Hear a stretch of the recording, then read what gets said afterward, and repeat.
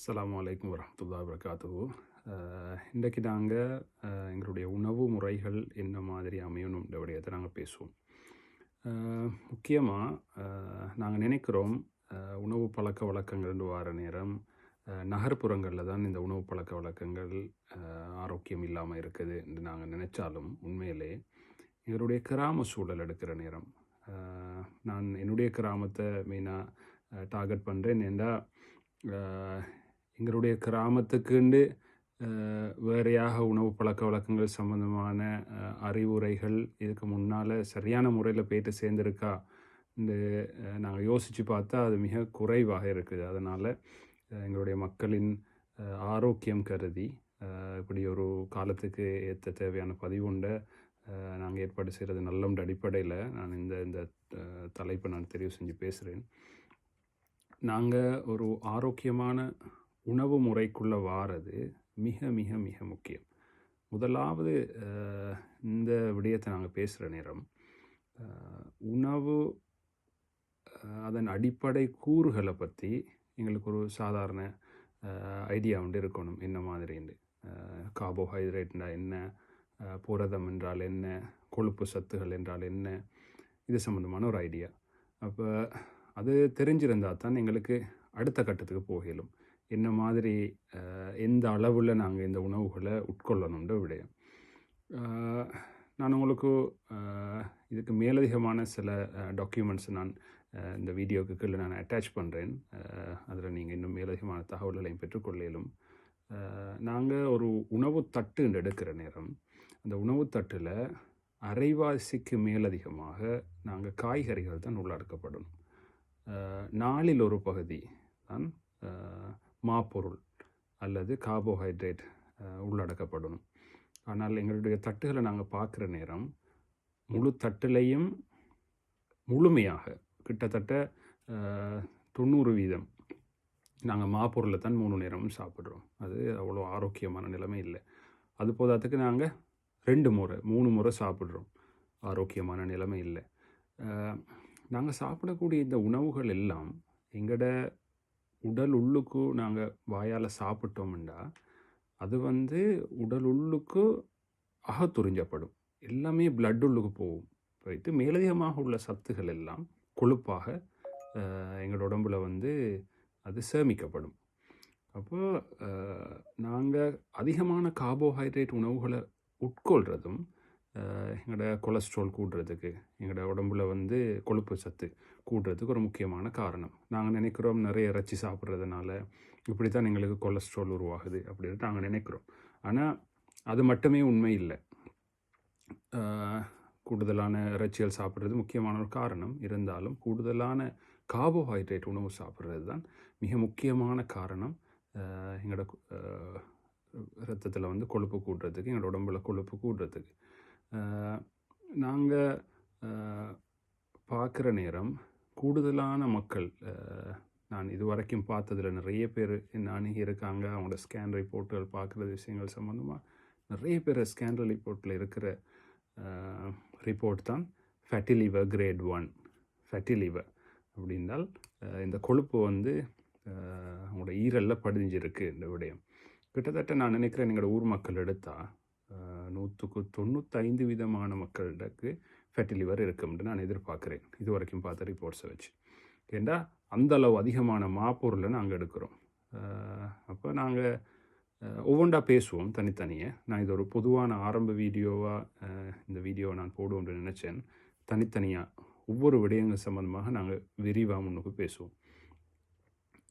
இன்னும் பொதுவான விடயங்கள் நாங்கள் எடுக்கிற நேரம் நான் மெயினாக ஹைலைட் பண்ணணும்னு நினச்சது ஆரோக்கியமான உணவு முறையொன்றுக்கு போகிறதுல முக்கியத்துவம். அதில் உணவு தட்டு எப்படி அமையணும், இந்த விடயத்தில் நாங்கள் கவனமாக இருக்கணும். ஒரு முறை தான் சாப்பிடணும். அப்படின்ற தட்டில் நாங்கள் சாப்பாடு எடுத்துட்டோம்னா அதை சாப்பிட்டு முடித்தோம்னா அவ்வளோதான். ஒரு முறையோடு நிப்பாட்டணும். சரியான அளவுகளில் சாப்பிடணும். புரதம் 4ல் ஒரு பகுதி, கார்போஹைட்ரேட் 4ல் ஒரு பகுதி, அரைவாசி தட்டுக்கு காய்கறிகள் வார நேரம் எங்களுக்கு சமைத்த காய்கறிகளை சாப்பிடலும். அப்படி இல்லைண்டா பிப்பிஞ்சா இது போன்ற மரக்கறிகள், சமைக்க தேவையில்லாத மரக்கறிகளை உள்வாங்கிக் கொள்ளலாம். புரதம் வார நேரம் மீன், கோழி இறைச்சி, மாட்டிறைச்சி, இன்னும் மற்றும் இறைச்சி வகைகள், வேறு புரதம் உள்ளடங்கிய உணவுகள் இப்படி எடுக்கலாம். மீதி 4 ஒரு பகுதி மாப்பொருண்டு வார நேரம் நாங்கள் கிழங்கு சாப்பிட்டோம்னா அந்த கிழங்கும் இந்த 4 ஒரு பகுதிக்குள்ளே தான் வரும். நாங்கள் சோறு சாப்பிட்டோம்னாலும் அதுவும் இந்த பகுதிக்குள்ளே தான் வரும். மாப்பொருள் கொண்ட உணவுகள் அப்படின்னு வார நேரம் இப்படி வரும். இந்த முறையில் நாங்கள் எங்களோட உணவுகளை குறைந்த அளவாகவும் ஆரோக்கியமான முறையிலையும் நாங்கள் செய்து கொள்ளணும். அடுத்த விடயம்தான் கேலரிஸ். இந்த விடயத்தை நான் ஆரம்பத்திலையும் சொல்லிட்டேன். நாங்கள் கூடுதலான உணவுகளை சாப்பிட்றோம். நான் நினைக்கிறேன் நாங்கள் ஒரு நாளில் சாப்பிட்ற உணவு 2 நாளைக்கு போதுமான உணவு. ஏன்னா நாங்கள் அந்த முறையிலேயே சின்னத்திலிருந்தே சாப்பிட்டு பழகிட்டோம். கூடுதலான சாப்பாடை சாப்பிட்றது. இது வந்து நீண்ட காலத்தில் ஆரோக்கியத்துக்கு பெரிய பிரச்சனைகளை ஏற்படுத்தும். இது குறுகிய காலத்தில் கொலஸ்ட்ரால் அதிகமாகிறது போன்ற நிலைமைகளை ஏற்படுத்தினாலும் நீண்ட காலத்தில் டயபெட்டிஸ், சர்க்கரை வியாதி இந்த நோய் நிலைமை ஏற்படுறதுக்கு, அடுத்தது ஒபிசிட்டி, அதிகமான உடற்பருமன், அதால் வரக்கூடிய பாதிப்புகள். இப்போ சுகர், சர்க்கரை வியாதி வந்தால் சர்க்கரை வியாதி அதோடு நிற்காது. அதனால் அது ஏற்படுத்தக்கூடிய பாதிப்புகள் இதெல்லாம் ஒன்றோடொன்று சேர்ந்து பாரதூரமான விளைவுகள், வேறு நோய் நிலைமைகளுக்கு போகிறதுக்கு இது ஆரம்ப காரணமாக இருக்கும். அடுத்தது நாங்கள் சாப்பிட்றது மட்டும் இல்லை, எங்களோட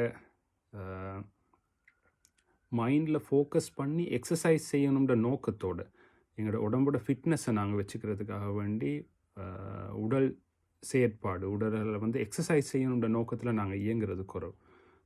அந்த விடயங்களையும் நாங்கள் மாற்ற வேண்டிய தேவை இருக்குது. நாங்கள் ஒவ்வொரு விடயமாக ஒவ்வொரு தலைப்பாக அடுத்தடுத்த வீடியோகளில் நாங்கள் பார்ப்போம். அடுத்தது சரியான முக்கியம், எங்களோட உணவு முறைகளை எங்களுக்கு நோய் நிலைமைகள் வார நேரம் நாங்கள் என்ன முறையில் மாற்றி அமைத்துக் கொள்வது, இந்த விடயங்கள் சம்மந்தமாகவும் நாங்கள் முன்னுக்கு பார்ப்போம் இன்ஷா அல்லாஹ். எனக்கு இப்போ சுகர் இருக்குதுன்னு வைங்க, ஒரு ஆளுக்கு சுகர் வருது. சுகர் வார நேரம் என் உணவு பழக்க வழக்கங்கள் இப்போ இருக்கிற நிலைமையில இருந்து என்ன முறையில் மாறணும், அந்த விடயத்தில் மிக கரிசனையாக இருக்கணும். அதிகமான உணவுகளை சாப்பிட்றது, என்ன சரியான முறையில் ஆரோக்கியமான உணவு பழக்க வழக்கங்களை கை கொள்ளாமல் சுகர் வந்ததுக்கு பிறகு இன்னும் மீண்டும் அதே உணவு பழக்க வழக்கத்துக்குள்ளே நாங்கள் இருக்கிறது. இது வந்து ஒரு பிழையான ஒரு விஷயம். ஏன்னா நாங்கள் உணவு பழக்க வழக்கங்களை மாற்றுவதனூடாக எங்களோட ஆரோக்கியத்தில் ஒரு பெரிய மாற்றத்தை காணலும். இங்கே யூகேல டாக்டர்கிட்ட போனால் இங்கே வந்து சாதாரணமாக நாங்கள் அணுகக்கூடிய முதலாவது டாக்டர் ஜிபின்னு நாங்கள் சொல்லுவோம். ஜிபின்றது வந்து ஒரு கன்சல்டன்ட். அப்போ ஸ்ரீலங்காவில் நாங்கள் வந்து முதலாவதாக ஒரு கன்சல்டண்ட்டை போகக்கூடிய வாய்ப்பு எங்களுக்கு இல்லை. எங்களுக்கு நாங்கள் அணுகக்கூடிய டாக்டர் வந்து ஒரு சாதாரண எம்பிபிஎஸ் டாக்டராக இருப்பார். அந்த அடிப்படையில் இந்த அட்வான்ஸான ஹெல்த் சிஸ்டத்தில் அவங்க கூடுதலான மக்களுக்கு கொடுக்கக்கூடிய மருந்து என்னென்னு கேட்டால் பாராசிட்டமால். அப்போ மக்கள் நிறைய அங்கலாய்க்கிறத நான் பார்த்துருக்கேன். அப்படின்டா எப்போ போனாலும் பாராசிட்டமால் தான் தராங்க, அதுக்கு மேலதிகமான மருந்து ஒன்றும் இல்லை அப்படின்ட்டு. ஆனால் அதில் உண்மைத்தன்மையை பார்த்தோம்னா கூடுதலான உணவு கூடுதலான நோய் நிலைமைகளை இந்த உணவு பழக்க வழக்கங்கள், சரியான ஹெல்தி ஹேபிட்ஸ், இந்த ஹேபிட்ஸில் கொண்டு வரதன் மூலமாக எங்களுக்கு நிறைய நோய் நிலைமைகளை தவிர்த்து கொள்ளலும், நிறைய நோய் நிலைமைகளிலிருந்து பாதுகாப்பாக இருக்கலும். அதுதான் உண்மை. இந்த நாடுகளில் எங்களுக்கு நினச்ச மாதிரி மருந்துகளை எடுக்கலாம் இருக்கிறதுனால அது சரியான கட்டுப்பாடாக இருக்குது. ஆனால் ஸ்ரீலங்காவை பொறுத்த வரையில் அந்த நிலைமை இல்லை. நாங்கள் மிக இலகுவாக வைத்தியரோட அணுகையிலும் மிக இலகுவாக மருந்துகளை பெற்றுக்கொள்ள என்பதனால மக்களோட ஃபோக்கஸ் வந்து இருக்குது, எப்படி சரி மருந்து குடித்து நான் ஆரோக்கியமாக இருக்கணும், இந்த தன்மை தான் இருக்குது. நாங்கள் உணவு பழக்க வழக்கங்களை சரியான முறையில் கொண்டு வரணும், உடல் செயற்பாடுகளை ஃபிசிக்கல் ஆக்டிவிட்டீஸை கூட்டணும், ஆரோக்கியமான வாழ்க்கை முறைகளை கொண்டு வரணும், அளவான தூக்கம், போதுமான அளவு தண்ணிகளை குடிக்கணும். இப்படியான விஷயங்களில் நாங்கள் ஃபோக்கஸ் பண்ணாமல் நாங்கள் கூடுதலாக மருந்து குடிக்கிற விடயங்களில் நாங்கள் ஃபோக்கஸ் பண்ணுறோம். இன்ஷா அல்லாஹ் இது ஒரு 10 நிமிட வீடியோ, சரியாக இப்போ 10 நிமிஷமாகுது. நாங்கள் இதில் ஒவ்வொரு தலைப்பையும் பற்றி விரிவாக அடுத்தடுத்த வீடியோகளில் பார்ப்போம் இன்ஷா அல்லாஹ்.